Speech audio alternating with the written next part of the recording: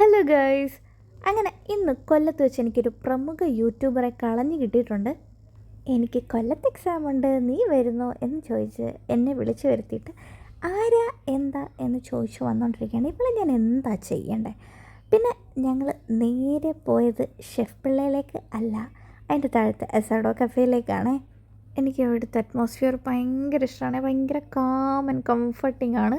പിന്നെ ശ്രുതി ഇങ്ങോട്ട് വന്നിട്ടില്ലെന്ന് പറഞ്ഞുകൊണ്ടാണ് നമ്മൾ നേരെ ഇങ്ങോട്ട് തന്നെ പോയത്.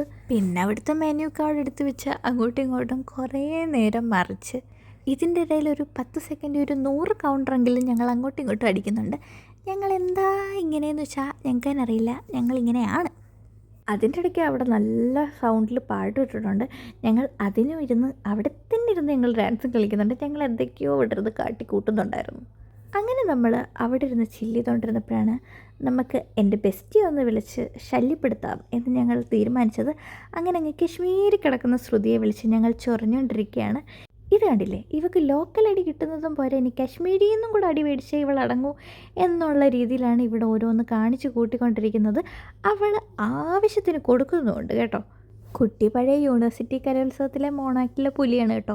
ആ എക്സ്പ്രഷൻസ് ആണോ ഈ ഇടുന്നതെന്ന് എനിക്ക് നല്ല ഡൗട്ടുണ്ട്. എന്തൊക്കെയോ കാണിക്കുന്നുണ്ട്. അതിൻ്റെ ഇടയ്ക്ക് നമ്മൾ ഓർഡർ ചെയ്ത ഫുഡും വന്നിട്ടുണ്ടേ. ഫുഡ് വരുമ്പോൾ ഈ മോണാക്ട് നിൽക്കുമെന്ന് വെച്ചാൽ ഇല്ല, ശ്രുതിയെ പിടിച്ച സൈഡിൽ ഇരുത്തിയിട്ട് അവൾ വീണ്ടും ഫുഡ് വെച്ചും കഥകളി കാണിച്ചുകൊണ്ടിരിക്കുകയാണ്. ഇത് ഞങ്ങൾ എസ്തെറ്റിക് ഷോട്ട് എടുക്കാൻ നോക്കിയതാണ്, പക്ഷേ നടന്നില്ല. അത് കഴിഞ്ഞ് നമ്മൾ ഓർഡർ ചെയ്ത ഡ്രിങ്ക്സും വന്നിട്ടുണ്ട്.